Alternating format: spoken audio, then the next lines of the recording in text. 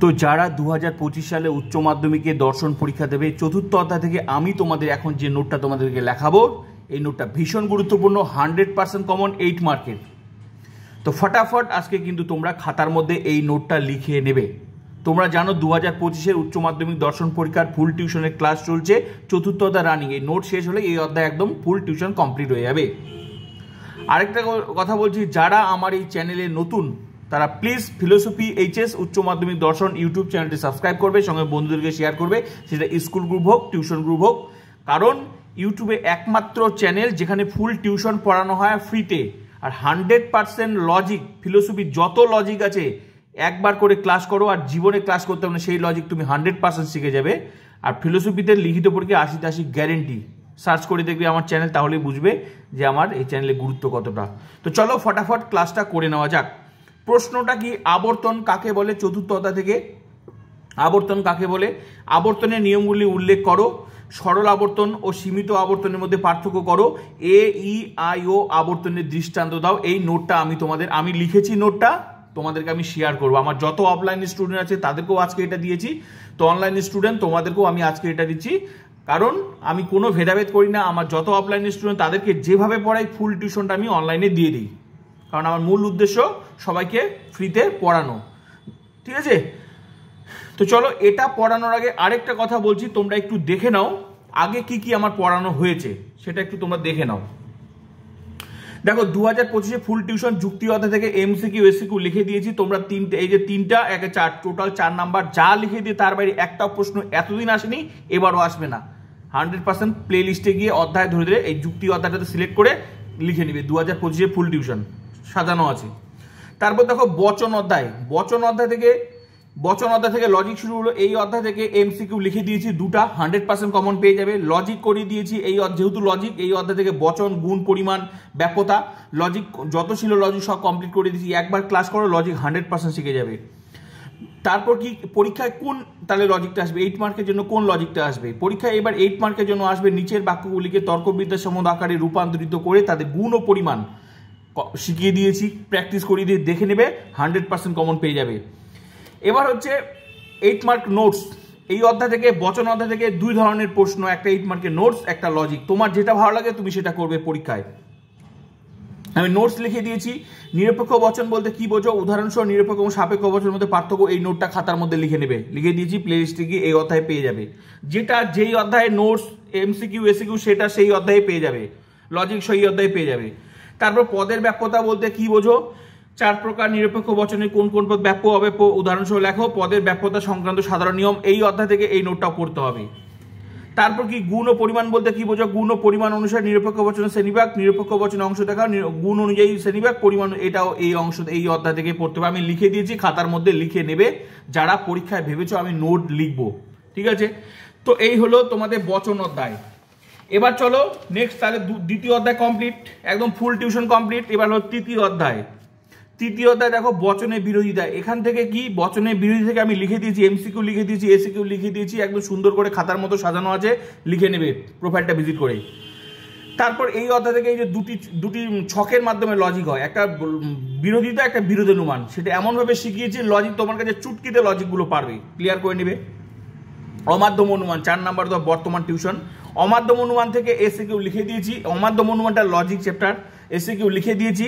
Logic যত ছিল এখান থেকে সব করে দিয়েছি, একবার দেখলে লজিকগুলো পারবে। আবর্তন, বিবর্তন, আবর্তনে বিবর্তন, বিবর্তনে আবর্তন, আবর্তন ও বিবর্তন, বিবর্তন ও আবর্তন, সম আবর্তন, সুন্দর করে সহজ নিয়মের লজিকগুলো বুঝিয়ে দিয়েছি, একদম 100 নিয়ম সমেত, দেখলেই পারবে ক্লাসগুলো, ঠিক আছে? তো লজিক কমপ্লিট। এবার তাহলে পরীক্ষায় কোনটা আসবে, পরীক্ষায় 8 মার্কের জন্য কোনগুলো এবার সেট হবে? আবর্তন ও বিবর্তন, ভেরি ইম্পর্টেন্ট। মানে 8 মার্ক লজিক তো এগুলো তোমাকে করতেই হবে, কারণ এগুলো লজিক না করলে তুমি এখান থেকে যে SCQতে আসবে লজিকের প্রশ্নগুলো যদি আসে তাহলে তুমি পারবে না, ঠিক আছে? কারণ লজিকের প্রশ্ন সব জায়গায় আসতে পারে, এমন নয় যে শুধু 8 মার্কে আসবে, সেটা কিন্তু SCQতেও আসবে। SCQতে যা লিখে দেওয়া হয়েছে, কাকে বলে, কি, কত প্রকার, ওগুলো ছাড়াও যেগুলো লজিক, 2 ধরনের প্রশ্ন হয় পরীক্ষায়, মনে রাখবে। একটা হয় লজিকের প্রশ্ন, আর একটা হয় মনে করো কাকে বলে, মনে করো আবর্তন কত প্রকার, হ্যাঁ কি কি, এই যে এইগুলো ব্যাপারটা, ঠিক আছে? আবর্তনে একটি নিয়ম দাও, ঠিক আছে? তো এ বচনের আবর্তন কি, ই বচন, এই যে এগুলো, তো এগুলো ছাড়া এগুলো তো লজিকের প্রশ্ন আছে, এগুলো মনে করো এখানে। এবার যদি বলে আবর্তন করো, আবর্তন করো, তাহলে তুমি কি করবে? তোমাকে লজিকটা করতে হবে। তো লজিকটা না পারলে নিশ্চয়ই তুমি এখানে এসিকিউ উত্তর এখন এটার কোনো গ্যারেন্টি নেই যে এবার পরীক্ষার লজিকটা দিবে এসিকিউতে, না তোমার হচ্ছে কাকে বলে দিবে, কোনো গ্যারেন্টি নেই লজিকের। তাহলে তোমাকে এসিকিউ যেগুলো কাকে বলে কি বলে যেগুলো পড়তে হচ্ছে, সঙ্গে লজিকটা তোমাকে করতেই হবে। আর লজিক করলে যেমন 8 মার্ক পাচ্ছ, তবেই তুমি 80তে 80 পাবে। ক্লিয়ার হয়ে গেল? এই জিনিসটা মাথার মধ্যে রাখবে, ঠিক আছে? তাহলে এবার 8 মার্কের জন্য কি সেট হবে? 8 মার্কের জন্য সেট হবে আবর্তন ও বিবর্তন, বিবর্তন ও আবর্তন, বিবর্তন আবর্তন। এটা বেশি বেশি প্র্যাকটিস করতে হবে, বেশি বেশি প্র্যাকটিস আমি করে দিয়েছি। প্রোফাইলটা ভিজিট করলেই তোমরা এগুলো পাবে। আরও এক্সট্রা ক্লাস চলবে, ডবল ডবল ক্লাস চলবে সময় সময় করে, ঠিক আছে? তো মেইন ক্লাস আমার এগুলো কিন্তু কমপ্লিট। এবার হচ্ছে নোট, বর্তমান রানিং টিউশন নোট। কি কি লিখিয়েছি এই অধ্যায় থেকে? লিখিয়েছি বস্তুগত বিবর্তন কাকে বলে, বস্তুগত বিবর্তনকে কি প্রকৃত বিবর্তন বলা যায়, বিবর্তনকে অমাধ্যম অনুমান বলা হয়। নোটটা লিখিয়ে দিয়েছি, এই অধ্যায়ে ঢুকে খাতার মধ্যে লিখে নেবে। তারপর কি লিখিয়ে দিয়েছি? তারপর লিখিয়েছি অমাধ্যম অনুমান কত প্রকার ও কি কি, বিবর্তন কাকে বলে, দৃষ্টান্ত সহকারে বিবর্তন নিয়মগুলি ব্যাখ্যা করে লিখিয়ে দিয়েছি, খাতার মধ্যে লিখে নেবে। যদি তোমরা পরীক্ষায় ভালো রেজাল্ট করতে চাও, 3rd ডিভিশন তুমি মাধ্যমিকে পেলেও তুমি, আমি গ্যারেন্টি দিলাম, তুমি লিখিত পরীক্ষা 80, স্কুল থেকে 20, 100% রেজাল্ট গ্যারেন্টি। আমি যেভাবে পড়াচ্ছি পড়ো, কারণ আগের স্টুডেন্টও যারা পেয়েছে, আমার একটু কমেন্ট সেকশনটা, আমার যারা পুরনো টিউশনের কমেন্ট সেকশনগুলো দেখবে, ক্লাস কাকে বলে আর পুরনো ক্লাসগুলো আমার দেখবে, ঠিক আছে? 2024 ফুল টিউশনটা একটু দেখবে, তাহলে বুঝতে পারবে যে আমার কমন আর আমার ফুল টিউশন কাকে বলে, ঠিক আছে? তারপর ও বচনে আবর্তন সম্ভব নয় কেন, উদাহরণ সহ লিখে দিয়েছি। আর আজকের টিউশন, আজকের যেটা ক্লাস হচ্ছে এটা, এখন তো আমি তোমাদেরকে লেখাচ্ছি, ঠিক আছে? তো এই পর্যন্ত আমার আছে রানিং টিউশন, ফুল টিউশন, যেটা ইউটিউবে গোটাও পাবে না। এগুলো তোমাদেরকে টাকা খরচা করে মাসের পর মাস টিউশন ভিজিট করতে লাগে। তারপর লজিক কতটা শিখতে পারবে সেটা তোমরাই জানো, ঠিক আছে? যেগুলো আমি ফ্রিতে তোমাদেরকে দিচ্ছি। তো চলো প্লিজ শেয়ার করবে, সেটা বন্ধুদের হোক, স্কুল গ্রুপ হোক, টিউশন গ্রুপ, সবাইকে শেয়ার করবে। যতই তোমরা টিউশন পড়ে থাকো না কেন, আমার টিউশন না পড়লে তোমাদের লজিক জীবনে কমপ্লিট হবে না। তো চলো ফটাফট ক্লাসটা করে নাও। উত্তর কি? তাহলে প্রথম প্রশ্ন, আবর্তন কাকে বলে, আবর্তন নিয়মগুলি উল্লেখ করো। এগুলো প্রশ্ন, এই প্রশ্ন থেকে উত্তর। প্রথমকার প্রশ্ন, আবর্তন কাকে বলে, উত্তর দেখে নাও। যে অমাধ্যম যুক্তিতে একটি বচনের গুণ অপরিবর্তিত রেখে উদ্দেশ্য ও বিধেয়কে ন্যায়সঙ্গতভাবে যথাক্রমে অন্য একটি বচনের বিধেয় ও উদ্দেশ্যে পরিণত করা হয়, তাকে আবর্তন বলে। ব্যাস, আশা করি লজিকটা শিখিয়েছি। লজিকে ভালো করে দেখো, ওই কথাটাই এখানে আছে। আবর্তনের নিয়ম নিয়ে আমি অনেক কথা বলেছি। আবর্তন যখন আমি প্রত্যেকটা লজিক করাই তখন কিন্তু প্র্যাকটিস করিয়েছি, নিয়মগুলো লিখে দিয়েছি। এই আবর্তনের নিয়মগুলো এখানে লাগবে, আমি তখনও বলেছিলাম। আবর্তনের নিয়ম, আবর্তনের নিয়মগুলি নিম্নরূপ। 1 নম্বর নিয়ম, আবর্তনীয় বচনের উদ্দেশ্যপদ আবর্তিত বচনের বিধেয়পদ হবে। 2 নম্বর নিয়ম, আবর্তনীয় বচনের বিধেয়পদ আবর্তিত বচনের উদ্দেশ্যপদ হবে। 3 নম্বর, গুণের কোনো পরিবর্তন হবে না। যেটা এই যে আবর্তনের উদ্দেশ্য চেঞ্জ হতো, ওই কথাটা এই দুটার মধ্যে। আর কি, গুণের পরিবর্তন হবে না, মানে যে হয় থাকলে হয় হয়, নয় থাকলে এটা, এটার মানে এটা, যেটা আমি লজিক করার সময় প্রত্যেকটাতে বলি। এবার 4 নম্বর নিয়ম। 4 নম্বর নিয়ম ভালো করে দেখো। যে পদ আবর্তনীয় বচনে ব্যাপ্য হয়নি, সে পদ আবর্তিত বচনে ব্যাপ্য হতে পারে না। অর্থাৎ এটা আরেকভাবে লেখা যায়, যে পদ আশ্রয় বাক্যে ব্যাপ্য হয়নি, সে পদ সিদ্ধান্তে ব্যাপ্য হতে পারে না। এটা লিখলেই হবে। ক্লিয়ার? আবর্তন নিয়ম কমপ্লিট। নেক্সট প্রশ্ন ছিল পার্থক্য, যেটা সরল আর অসরল আবর্তনের মধ্যে পার্থক্য। মনে রাখবে, সরল আর অসরল মানে সীমিত আবর্তনের মধ্যে যেটা, সেটাই হচ্ছে পার্থক্য। তো পার্থক্যগুলি নিম্নরূপ। পার্থক্যগুলি হলো, 1 নম্বর পার্থক্য, সরল আবর্তনে হেতুবাক্য ও সিদ্ধান্ত সমার্থক হয়, অপরদিকে অসরল আবর্তনে হেতুবাক্য ও সিদ্ধান্ত সমার্থক হয় না। 1 নম্বর পার্থক্য। খুব সহজভাবে আমি আমার নোটগুলোও লেখাই, যেমন সহজভাবে লজিক করাই, ঠিক তেমনি লজিকগুলো করি। একটা কথা মনে রাখবে, পরীক্ষা গাদা গাদা নোট, গাদা গাদা বইয়ের পেজ লিখে ফিলোসফি সবাই পড়াতে পারে না। ফিলোসফি প্রকৃত টিচার না হলে সবাই ফিলোসফি পড়াতে পারবে না, ঠিক আছে? তো ফিলোসফি পড়তে গেলে যেভাবে পড়াচ্ছি সেভাবে পড়ো, ফিলোসফি টিচারের দ্বারা সম্ভব। তো গাদা গাদা নোট লিখে তুমি গাদা গাদা নাম্বার পাবে না, যতটুকু দরকার ততটুকুই। কারণ পরীক্ষা তোমাদের নাম্বার ছোট ছোট করে করে অংশ অংশ করে নাম্বার পাওয়া যায়, ঠিক আছে? তো যেভাবে পড়াচ্ছি, আগে অনেক ওরকম স্টুডেন্ট ছিল, স্যার আর একটু বড় দেন, স্যার আর একটু ছোট হয়ে গেল। লিখে লাভ কি? পরীক্ষা যারা পরীক্ষা লেখে, হ্যাঁ, তারা বিশাল বড় লেখে, নাম্বার পায় কি? তারা পরীক্ষার রেজাল্ট একটু তারা দেখবে, গাদা গাদা তো লিখেছে, কত নাম্বার পেয়েছে। সঠিক উত্তর লিখতে হবে, সঠিক নাম্বারই পাবে। তাহলে 1 নম্বর হয়ে গেল। 2 নম্বর, সরল আবর্তনে আকারগত আবর্তনের সকল নিয়ম পালন করায় কোনো দোষ ঘটে না। কিন্তু অপরদিকে অসরল আবর্তন মানে সীমিত আবর্তন, কিন্তু অপরদিকে অসরল আবর্তনে আকারগত আবর্তনের পরিমাণের নিয়মটি পালন না করায় দোষ ঘটে। 2 নম্বর পার্থক্য কমপ্লিট। 3 নম্বর পার্থক্য, সরল আবর্তনের উদাহরণ হলো কোনো মানুষ হয় ধার্মিক, আইবচন, কোনো ধার্মিক ব্যক্তি হয় মানুষ। এটা হচ্ছে সরল আবর্তন উদাহরণ। অপরদিকে ওই পার্থক্যটারই অপরদিকে সীমিত আবর্তন উদাহরণ হলো সকল মানুষ হয় ধার্মিক এ বচন, কোনো ধার্মিক ব্যক্তি হয় মানুষ। এই উদাহরণটা হচ্ছে অসরল আবর্তনের উদাহরণ বা সীমিত আবর্তন। ক্লিয়ার? নেক্সট হচ্ছে 4 নম্বর পার্থক্য, সরল আবর্তনকে সকল যুক্তিবিজ্ঞানীরা স্বীকার করেন কিন্তু অসরল আবর্তনকে সকল যুক্তিবিজ্ঞানীরা স্বীকার করেন না। 4 নম্বর সুন্দর করে লিখে দিয়েছি, একদম মুখস্থ হবেই। সরল আবর্তনের পরিমাণ এক কিন্তু অসরল আবর্তনের পরিমাণ আলাদা। কালকেই আমি তোমাদের এই সরল অসরল নিয়ে লজিকটা আমি বুঝিয়ে দিই, মানে নোটটার বিষয়ে আমি তোমাদের এটা বুঝিয়ে দিয়েছি, আর কালকে বলেছিলাম যে আমি তারপরে নোট দেব। ক্লিয়ার? পার্থক্য কমপ্লিট। এবার দৃষ্টান্ত বলতে কি, আবর্তনের প্রত্যেকটা যে এই যে এ বচন, ই বচন, আই বচন, ও বচন, প্রত্যেকটা আলাদা আলাদা করে একটা আবর্তনের উদাহরণ দিতে হবে। সেই উদাহরণটা তুমি অন্যভাবেও দিতে পারো, আমি যেটা লিখে দিয়েছি এই বচনটা ছাড়া তুমি অন্য বচনও দিতে পারো, এমন নয় যে এই বচনটাই দিতে হবে। এ বচনের দৃষ্টান্ত, লাস্ট প্রশ্নের উত্তর। এ বচনে আবর্তন, সকল মানুষ হয় সৎ ব্যক্তি, এ বচন আবর্তনীয়, এটাকে আবর্তন করলে আই হয়, কোনো সৎ ব্যক্তি হয় মানুষ, যেটা আবর্তনের উদাহরণ সেটাই আবর্তিত, আই বচন আবর্তিত। ক্লিয়ার? এ বচন একটা উদাহরণ।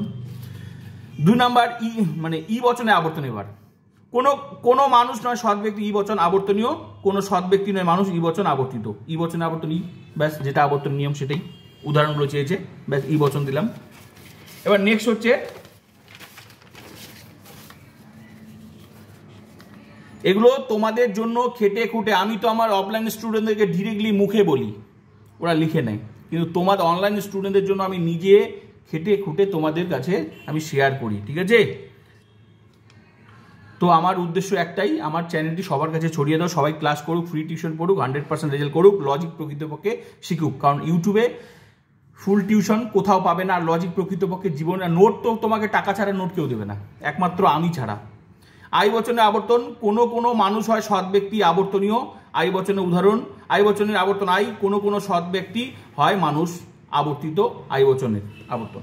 এবার ও বচনে আবর্তন, কোনো মানুষ নয় সৎ ব্যক্তি, ও বচন আবর্তনীয়, আর ও বচনে আবর্তন সম্ভব নয়। এই তোমাদের নোট কমপ্লিট, মানে আজকের ক্লাস তোমাদের যে নোটটা বললাম এই পর্যন্তই।